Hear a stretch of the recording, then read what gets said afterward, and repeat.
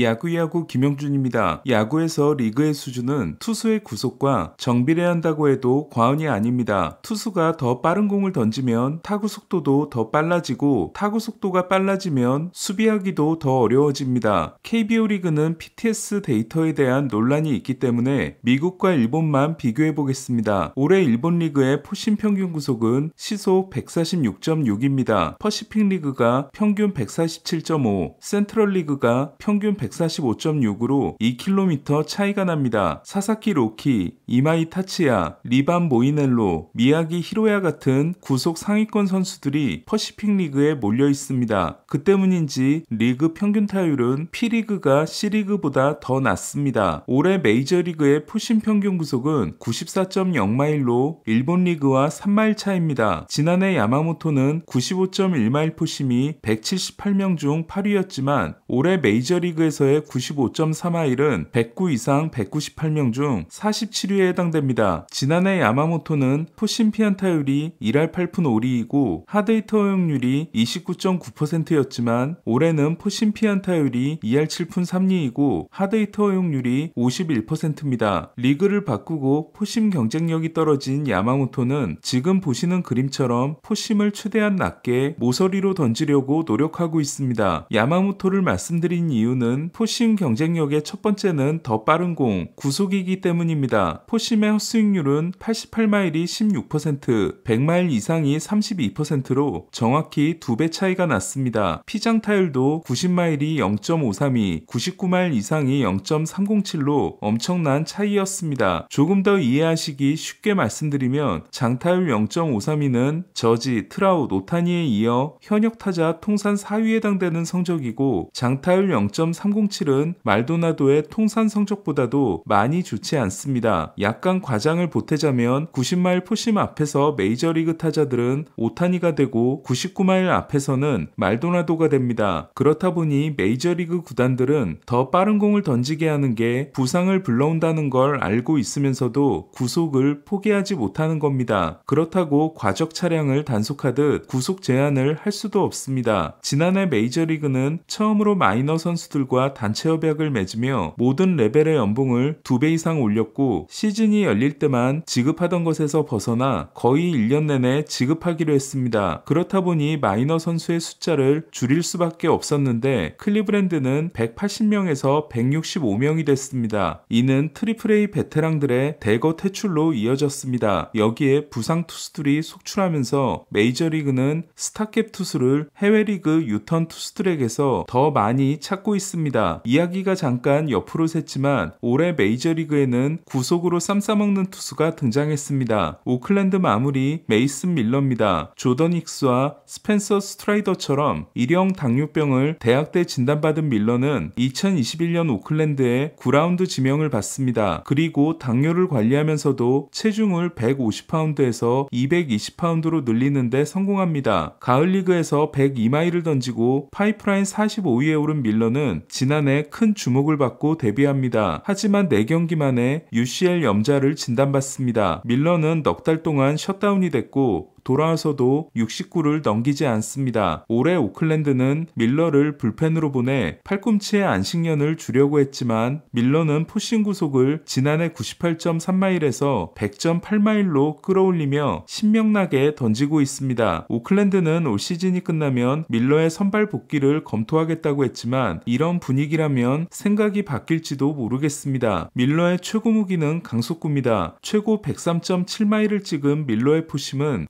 헛스윙률 48%를 기록하고 있습니다. 이는 2022년 에드윈 디아스의 41%를 능가합니다. 여기에 밀러는 제구의 수준까지 놀랍습니다. 타자들이 밀러 앞에서 추풍낙엽인 또 다른 이유는 헛스윙률이 44%에 달하는 강력한 슬라이더 또한 가지고 있기 때문입니다. 처음 등장했을 때 체프먼은 다른 세상의 구속을 혼자 보여준 반면 슬라이더는 짬뽕을 시키면 함께 나오는 단무지 정도였습니다. 하지만 밀러의 슬라이더는 이른바 재상이 김치 수준입니다. 흥미로운 점은 밀러의 포심 구속이 리그 평균보다 7마일이 높은 반면 반면 슬라이더는 평균보다 2마일밖에 높지 않기 때문에 타자들은 그 어색한 속도 차에서 더 어려움을 느끼고 있습니다. 밀러는 포심과 슬라이더의 삼진 비중이 정확히 5대5입니다. 메이저리그 역사상 50이닝 이상을 던지며 탈삼진율이 50% 이상이었던 투수는 2012년 킴브럴, 2014년 체프먼, 2022년 디아스 3명뿐입니다. 그리고 현재 밀러는 55.0%를 기록하고 있습니다. 9이닝당 탈삼진으로 말씀드리면 2014년 체프먼이 17.7개로 1위, 2022년 디아스가 17.1개로 2위, 2012년 킴브럴이 16.7개로 3위인 반면 현재 밀러는 18.2개를 기록하고 있습니다. 밀러가 신기록으로 시즌을 마칠지 주목됩니다. 강속구 투수가 잘 나가는 건 놀라운 일이 아닙니다. 올해 메이저리그에서 지금까지 가장 놀라운 투수는 ERA 1위에 올라있는 이마나가 쇼타입니다. 이마나가는 지난해 일본에서 포심 51%, 스플리터 15%, 스위퍼 16%, 18%의 커터, 커브, 싱커를 던졌습니다. 포심 스플리터 구사율은 66%였습니다. 그런데 올해는 58%의 포심과 30%의 스플리터로 포심 스플리터 구사율이 88%에 달합니다. 포심과 스플리터의 높낮이 차이를 기반으로 스위퍼를 통해 횡적인 변화를 주는 상당히 단순한 패턴입니다. 이는 이마나가의 단순한 패턴이 시간이 지남에 따라 읽힐 수 있다는 것과 원래는 다양한 공을 던진 투수였기 때문에 타자들이 적응하게 될 경우 바꿀 수 있다는 걸 의미합니다. 이마나가와 컵스는 포심 스플리터 피칭이 통할 때까지는 밀어붙이지 않을까 싶습니다. 이마나가의 높낮이 피칭이 맹위를 떨치고 있는 비결 중 하나는 메이저리그에서는 낯선 좌한 스플리터를 가지고 있다는 겁니다. 마치 영상에서 말씀드린 것처럼 지난해를 기준으로 메이저리그 좌한이 던지는 스플리터는 1000개당 3개 수준이기 때문에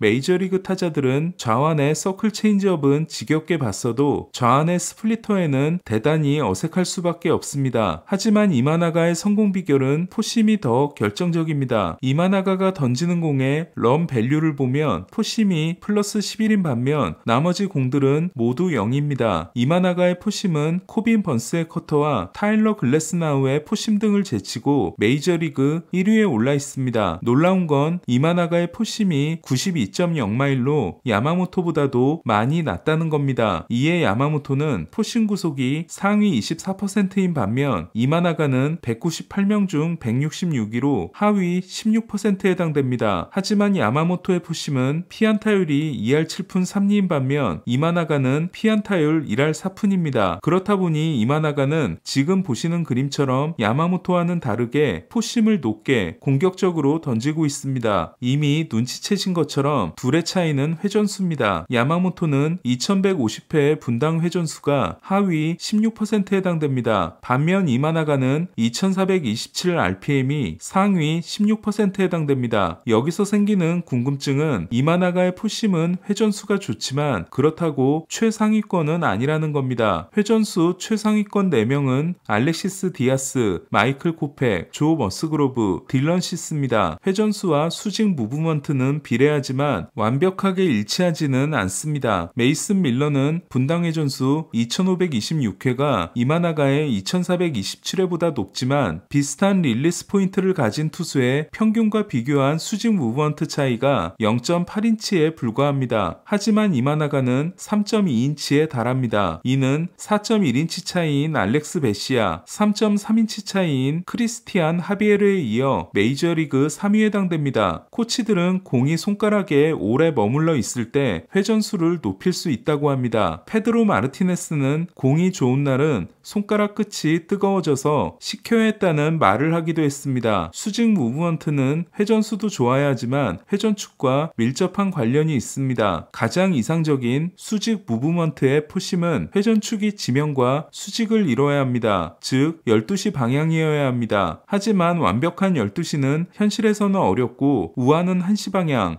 좌완은 11시 방향에 가까울수록 포심의 회전효율이 살아나게 됩니다. 이에 1시에서 2시 사이인 밀러의 포심은 회전효율이 91%인 반면 11시에서 12시 사이인 이마나가는 포심의 회전효율이 99%에 달합니다. 이 부분에서 가장 최고인 선수는 회전축이 거의 12시에 가까운 알렉스 베시아입니다. 베시아는 회전수가 2375에 불과하지만 회전효율이 100%이기 때문에 평균 대비 수직 무브먼트가 1위입니다. 저는 이마나가를 보면서 뛰어난 체인지업과 함께 최고의 회전수와 완벽한 회전축을 동반한 90마일 라이징 패스트볼을 던져 하이 패스트볼의 시대를 앞당겨준 마르코 에스트라다 생각이 납니다. 에스트라다가 경쟁력을 잃은 건 평균 90마일이 무너졌기 때문이었습니다. 이마나가의 관건 또한 구속일 겁니다. 다른 방식으로 타자를 압도하는 밀러의 103마일과 이마나가의 92마일, 야구는 참 재밌습니다. 야구야구 김영준이었습니다.